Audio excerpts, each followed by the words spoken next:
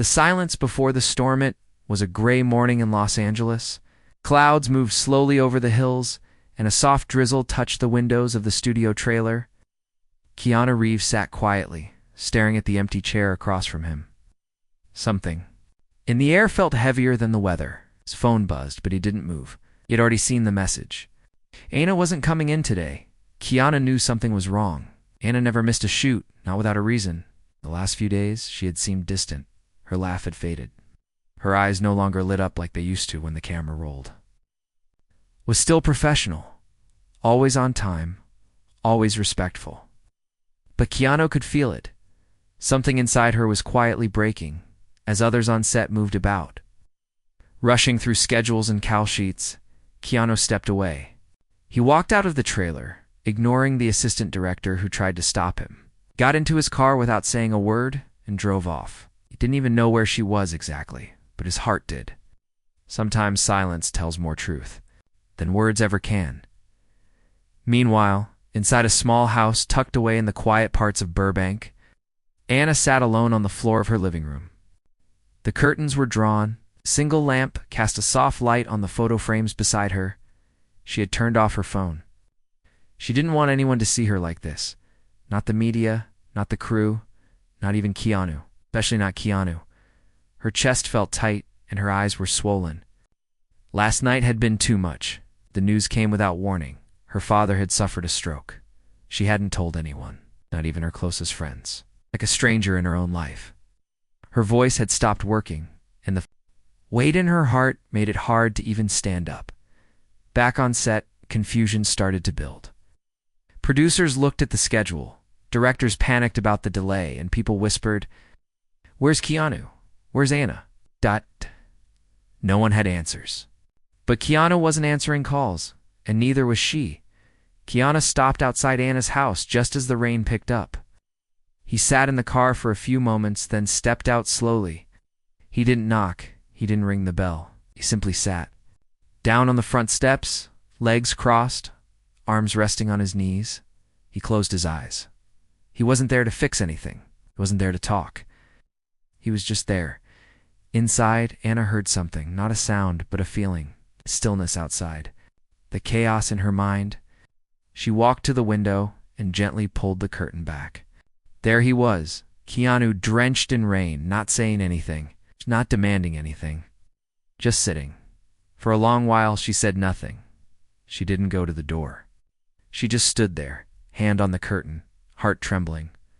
Part of her wanted to scream, part of her wanted to collapse, and part of her felt something she hadn't felt in days, a sense of being seen without needing to speak.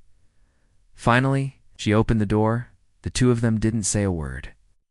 Keanu looked up at her, eyes soft and full of quiet understanding. Stepped aside, and he stood, walked in, and sat on the floor beside her. That's all. No questions, no advice, no judgment. Just presence. Anna leaned her head against the wall and closed her eyes. Keanu did the same. To people, sitting in silence, letting the weight of the world rest gently between them. And in that moment, the silence didn't feel empty. It felt like safety. Outside, the rain continued to fall, but inside that room, something stronger began to rise. A quiet kind of strength, the kind that doesn't need words to heal. The day the world faded, the rain had stopped by morning, but the silence inside Anna's house stayed. Keanu hadn't left. He had spent the night there, sitting on the floor beside her. Sometimes he would rest his back against the couch. Times, he would quietly look at the photos on the wall, memories of a life that felt far away. Anna didn't talk. She didn't need to, and Keanu didn't ask. He was just there. When the sun broke through the clouds, light spilled into the room, like a gentle whisper. Anna opened her eyes slowly, still curled up in the same spot. For a moment, she didn't remember where she was, but then she saw him, still there, still calm, still silent. Something about that made her chest ache, not with pain, but with a kind of soft relief. She whispered, "Thank you." Keanu didn't respond with words. He just nodded once, slowly, as if to say, "You don't have to explain." And in that small, quiet gesture, Anna felt seen, truly seen. Later that day, The studio sent someone to find Keanu. The production was in chaos. Meetings had been canceled, scenes had to be rewritten, and the director was furious. They needed him back. Now, but Keanu refused. He didn't yell, didn't argue, just said one sentence that silenced everyone. She needs me more than the movie does. It was all. They didn't understand. Most people don't. The world moves fast. It doesn't stop for grief. It doesn't pause for pain. But Keanu did. He paused everything. For her, Anna sat at the kitchen table, a cup of untouched tea in front of her. Her phone buzzed again. Messages from agents, reporters, even friends. She turned it face down. She wasn't ready to face the world yet. But Keanu sat across from her, silent as ever. And somehow that gave her the strength to breathe a little deeper. They didn't talk about her father. Not yet. The words were still too sharp. But when she finally looked up and met his eyes, she felt safe enough to say the first truth that had been stuck in her throat since the night. It all fell apart. I was afraid you'd walk away. Keanu's eyes didn't blink. He held her gaze, steady and warm, and said in his calm voice, I don't walk away from people who matter. Those words hit her like a wave. Anna looked down, trying to hold back tears. But they came anyway. Soft, quiet, like the rain that had fallen the night before. She wiped her face quickly, embarrassed. But Keanu didn't look away. He didn't try to stop her. He let her cry. Sometimes the kindest thing someone can do is let you fall apart. Without fixing it, the hours passed slowly. They talked in short sentences, but the silence between them said even more. Anna spoke about her father, about the way he used to sing old songs while cooking, about how he always told her to follow her dreams even when people doubted her, about how she didn't get to say goodbye. Keanu listened to every word, not interrupting once. And when she finally ran out of things to say, he got up and made tea. Not perfectly, not the way she liked it, but it was warm. It was enough. When the studio called again, he didn't answer. When his agent texted that the director was threatening to cut him from the project, he put the phone away. It didn't matter. Not compared to this. Not compared to her. Why are you doing this? She asked quietly. Keanu leaned back in the chair, thoughtful. Then he said, because I've been there. I know what it's like to lose someone and still have to smile in front of a camera. I know what it's like when the whole world claps while your heart is breaking. Anna stared at him. She had never heard him speak like that before. Not in interviews, not on set, not in public. And then he said something she never expected. When my girlfriend passed years ago, everyone told me to move on, but I didn't need advice. I needed someone to just sit with me. No words, no noise. Just someone who wasn't afraid of my silence. Anna felt her breath catch in her throat. She didn't know he had carried that kind of grief. But now, everything made sense. His gentleness, his stillness, his patience. It all came from a place deeper than kindness. Came from understanding. The two of them sat there for a long time after that, not as co-stars, but as celebrities. Just as two people who knew what it meant to lose something they loved. Outside, the world kept moving. But inside that house, time stood still. Not in sadness, but in healing. And that night, when Keanu started to stand to leave, Anna reached out and touched his hand. Stay, she whispered. He nodded. Of course.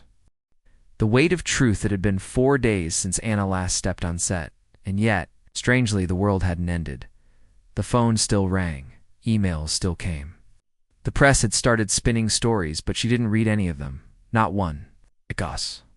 For the first time in a long time, she wasn't acting. She was just breathing. Breaking. Healing. Keanu stayed. He didn't leave once. He helped cook when she had no energy. He sat beside her when she didn't want to talk. He even went out early one morning and brought her a notebook. Blank. No lines. And simply said, maybe you'll want to write something one day. She hadn't touched it yet, but she kept it close. On the 5th day, something shifted. Anna stood at the mirror, staring at her reflection. She didn't recognize the face looking back. Her eyes were tired, her skin pale, her hair pulled back without care. She felt like she had aged 5 years in a week. And yet there was something. Something honest. Something real. She stepped into the living room and found Keanu reading an old book with a cracked spine.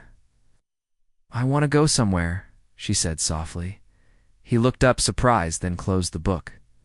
"Anywhere in mind?" "Not far," she replied. "Just somewhere quiet." They drove an hour outside Los Angeles. Keanu didn't ask questions, just drove. Through winding hills and long empty roads, the silence between them was soft again, not heavy, not distant. It's quiet in a good way. They ended up at a small cliff overlooking a valley. Anna used to come here with her father when she first moved to the U.S. He would bring her there when the noise of Hollywood got too loud. She had forgotten this place even existed until that morning. They sat on the edge, feet hanging over the rocks. The wind was gentle, the sun warm on their faces. Anna took a deep breath. "I thought losing him would destroy me," she said. "But now I think it's showing me who I really am." Keanu nodded, not interrupting. "I've spent so much of my life being what people expected," she continued. "Beautiful, perfect, strong. But no one ever asked if I was okay."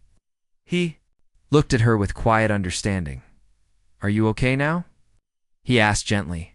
Anna paused, then said, "No. But I'm not pretending anymore." That honesty felt like power. Keanu leaned back on his elbows, looking up at the sky. "You know, healing doesn't mean going back to how things were. It means learning to live with what's changed."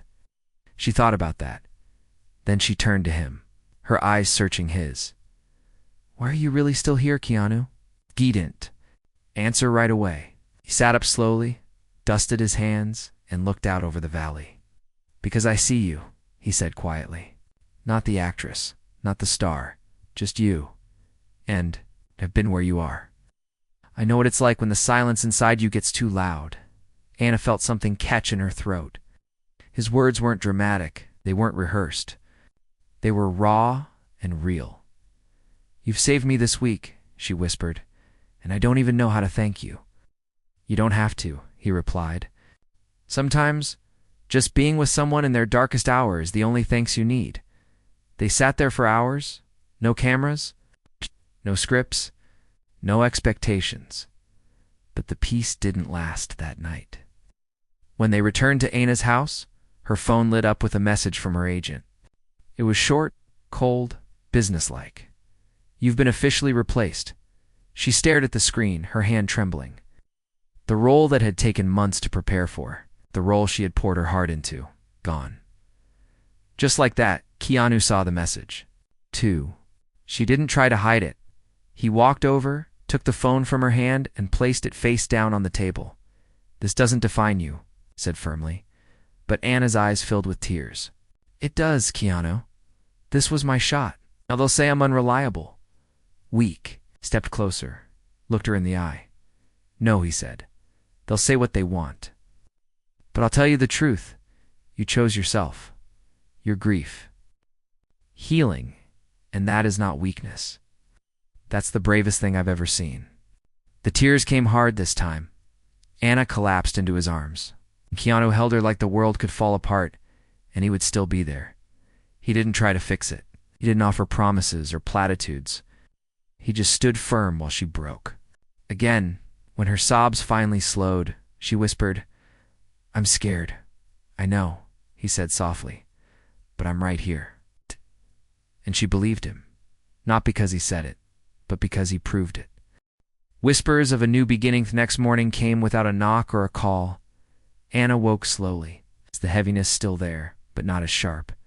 She walked barefoot into the kitchen, where Keanu was already making coffee. He turned and smiled, not wide, not forced, just gently. It was a smile that said, "We're still here." She leaned against the counter and watched him for a moment. There was a calmness about him that steadied her. "I dreamt of my dad," she said quietly. Keanu looked at her and waited.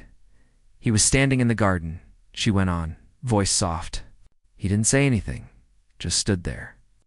Then he nodded, like he was telling me I'd be okay.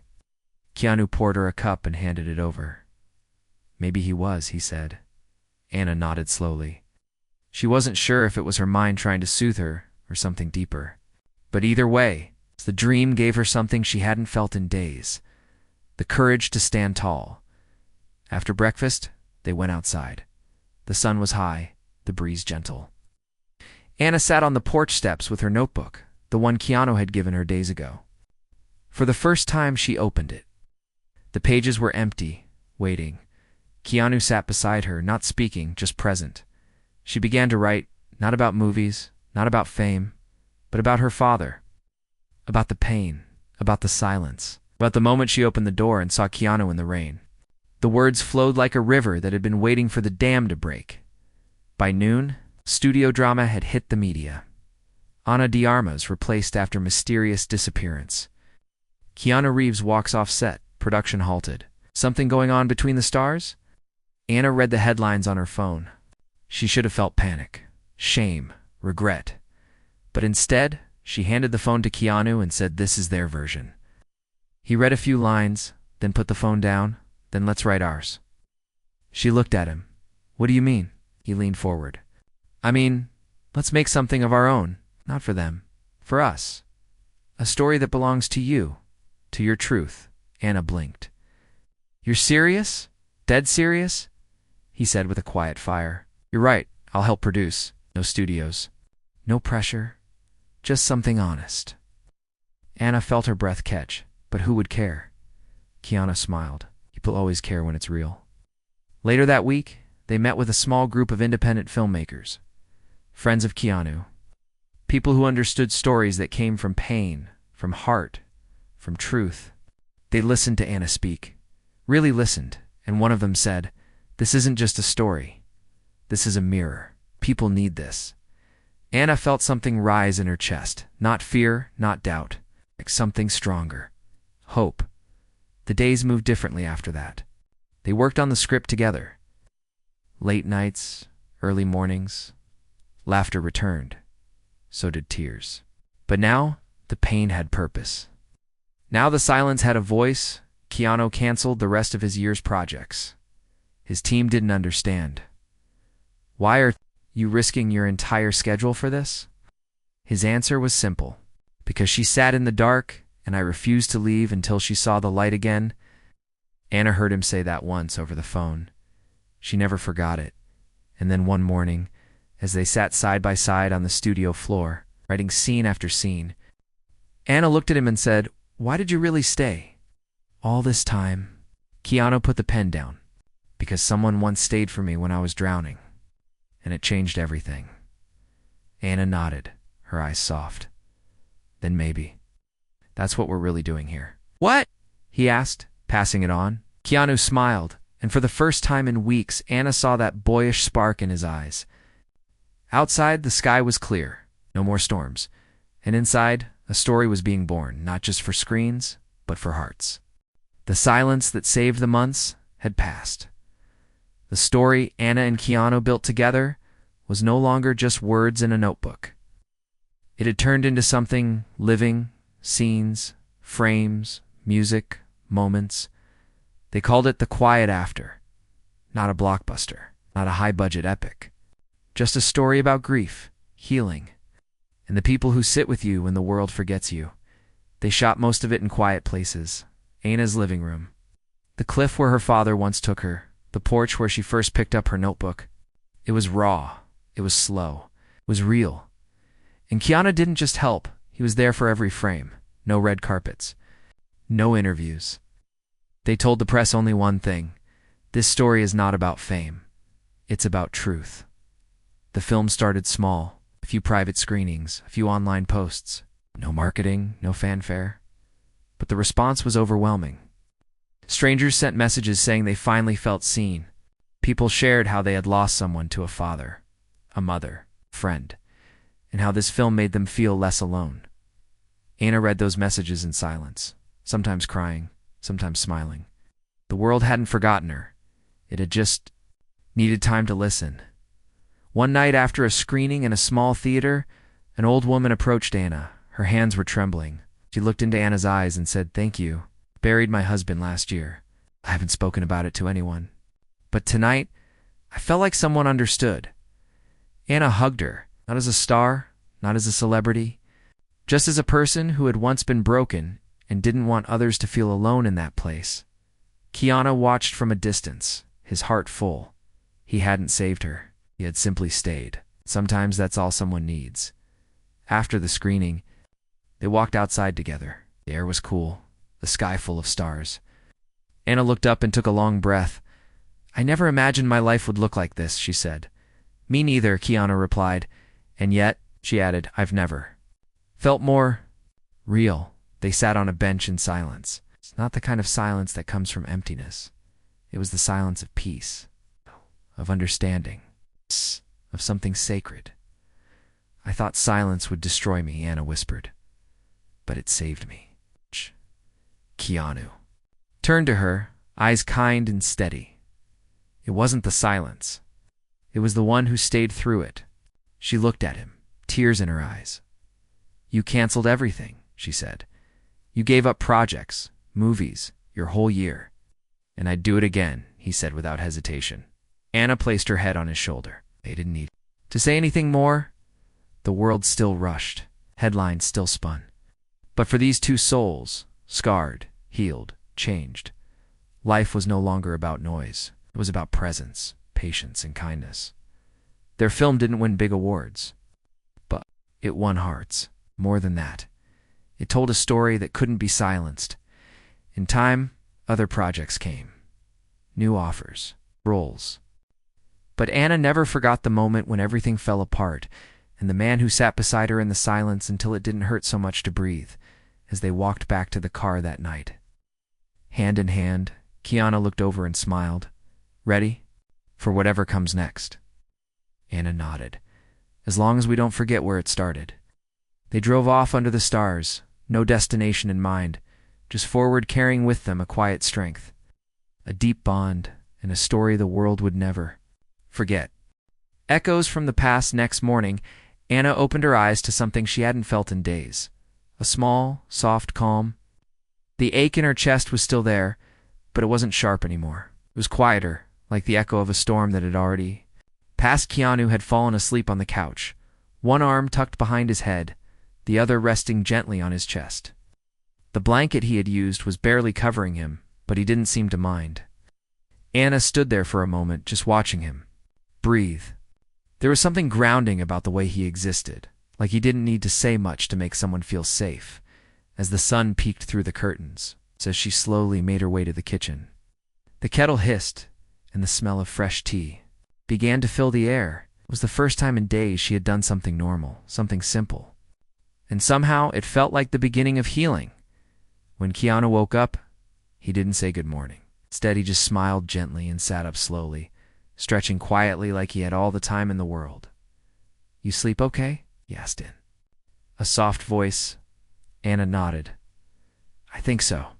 They sipped tea in silence, sitting across from each other again, like the day before. But something had shifted. The silence didn't feel heavy anymore. It felt warm, comforting, like two people who didn't need to fill the space between them to feel connected. Anna finally spoke. "He used to write me letters," she said. "My dad, even when we had nothing, he'd leave little notes under my pillow. I found one last week. It said, 'No matter where you go, I'm always right behind you.'" Cheering. Keanu listened quietly, his eyes soft and steady. "But now he's gone," she added, her voice trembling. "And I don't know if I'm strong enough to keep going without him." Keanu placed his cup down and leaned forward. "You don't have to be strong every day," he said. "Grief isn't weakness. It just means you loved deeply." Anna's eyes filled again. She tried to hold back the tears, but one slipped down her cheek. "I feel like everything I built is cracking," she whispered. "The movies, the fame, all of it. I just want to disappear sometimes." Keanu reached across the table and gently placed his hand over hers. "You're allowed to disappear for a while," he said. "But when you're ready to come back, you won't be alone."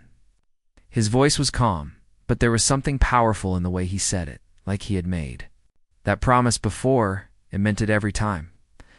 Later that day, the studio sent someone else to her home. This time, it wasn't to bring them back to set. It was to deliver news. The project was on hold. Indefinitely, the producers were reworking the schedule. Rumors had already started to spread online that Keanu had walked out, that Anna had vanished, that the movie was falling apart. Anna read the email on her phone and sighed. "They think I'm difficult now. They'll probably replace me." Keanu shook his head. "Then let them." She looked at him, confused. "Just like that?" "Yes," he said. "They don't get to decide your worth. Not today. Not ever. Not ever." Stared at him, stunned by the certainty in his voice. For years, she had lived by scripts, deadlines, contracts. Now, for the first time, someone was telling her it was okay to just stop. Keanu stood and walked over to the window. Oh, the sky was blue now. Storm had passed. "I once walked off a film too," he said, not looking at her. "They said I was selfish, dramatic. But I had just lost someone, and I knew. Stayed, I would lose myself too."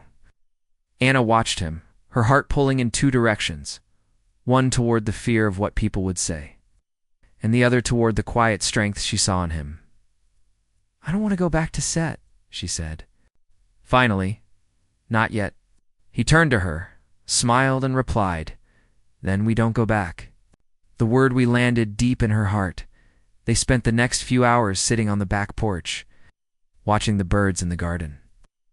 Keanu told her a story about a day he had gotten lost on a motorcycle in the mountains, and how that day turned out to be one of the most peaceful he ever had. Anna laughed softly. It was the first real laugh she'd had in days, and when the sun began to set, she looked at him and asked, "What if they fired you too?" He smiled gently. "Then maybe it's time for both of us to tell a different story." I didn't know what that meant. Not yet. But the way he said it made her believe it might not be the end of everything, maybe just the beginning of something new.